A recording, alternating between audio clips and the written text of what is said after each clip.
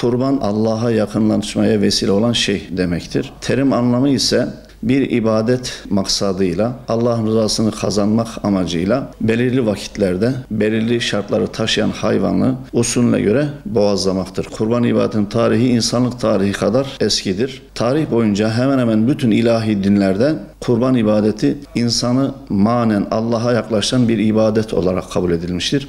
Kurban şairi İslam'dır. İslam dininin nişanelerindendir. İslam dininin sembollerindendir. Ve hicretin 2. yılında meşru kılınmıştır. Hz. Peygamber sallallahu aleyhi ve sellem Kurban Bayramı günü bir Müslümanın Allah için yapabileceği en güzel amelin kurban ibadeti olduğunu bize haber vermektedir.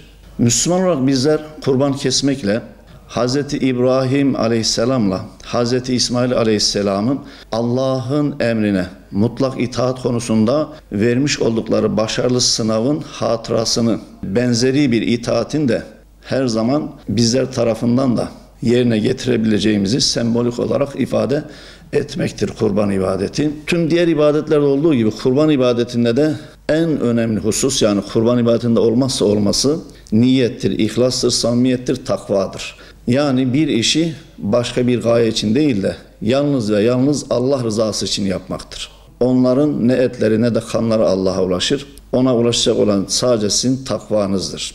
Kurban ibadetiyle bir Müslüman Allah'ın yasaklarından kaçınmaya ve benliğindeki kötü huy ve davranışlardan uzak kalmaya niyet etmeli, kurtulmaya niyet etmeli. Kurbanını keserken sembolik olarak da kendi benliğindeki kötü huy ve davranışları, kötü arzuları boğazlamayı niyetlenmektedir. Bayramların milli ve manevi duyguların canlı tutulmasında, toplumsal birlik ve beraberliğin sağlanmasında gerçekten önemli payı vardır.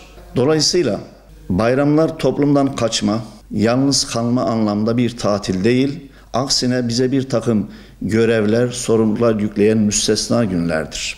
Dolayısıyla bir Müslüman yalnız başına bayram yapamaz. Yapsa da bunun bir anlamı olmaz. Maalesef günümüzde bayramla tatil birbirine karıştırılmaya başlandı. Bayramlar tatil gibi algılanmaya başlandı.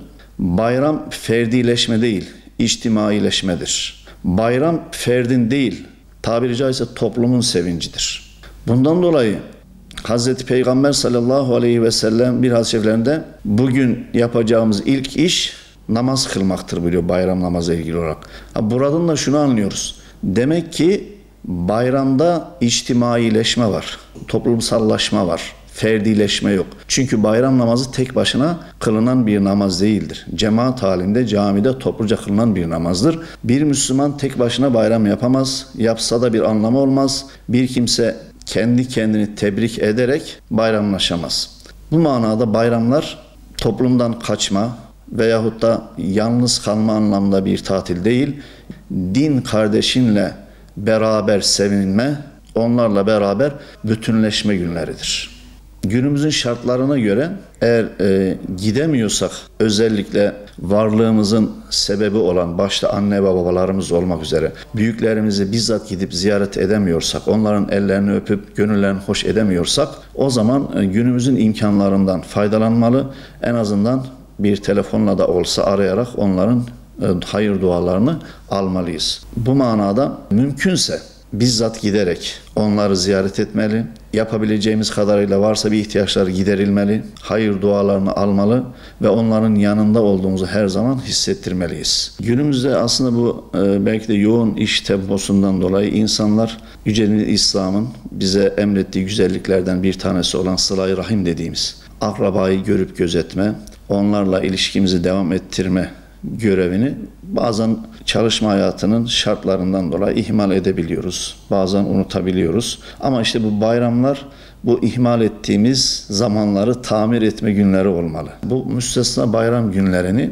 sıla-i rahimi geliştirme, sıla-i rahimi bir anlamda devam ettirme konusunda da fırsat olarak bilmeliyiz. Eğer biz bu bayram günlerini sadece ve sadece bir tatil günleri olarak anlarsak ve bu günleri eşimizden, dostumuzdan, akrabamızdan uzak bir yerde tatil yaparak geçirmek olarak anlarsak, o zaman çalışma hayatının zorlukları, o stresli zamanlar arasında ihmal ettiğimiz bu sıla-i rahimi, akrabalayı görüp gözetme görevini ne zaman biz yapabileceğiz? Bu günleri tatil günleri olmaktan daha ziyade işte sıla-i rahim gibi önemli bir vazifemiz olan bu görevi yapabilme günleri olarak da görmeliyiz. Yine bu günleri küskünlüklerin, kırgınlıkların, dargınlıkların ortadan kaldırıldığı günler olarak görmeliyiz. Hz. Peygamber sallallahu aleyhi ve sellem 3 günden fazla Müslümanı küs durmasının helal olmadığını bize haber veriyorlar. Dolayısıyla varsa böyle kısa küskünlükler, dargınlıklar, bayram vesilesi bunlarda ne yapılmalı? Son verilmeli. Yine bu bayram vesilesiyle toplumdaki fakir fukara, garip kuraba dediğimiz kimsesizlerin, yetimlerin görüp gözetilmesi, onların da bayram sevincine ortak edilmesi. Zaten bu şekilde yaşanıldığı zaman bayramlar bayram gibi oluyor.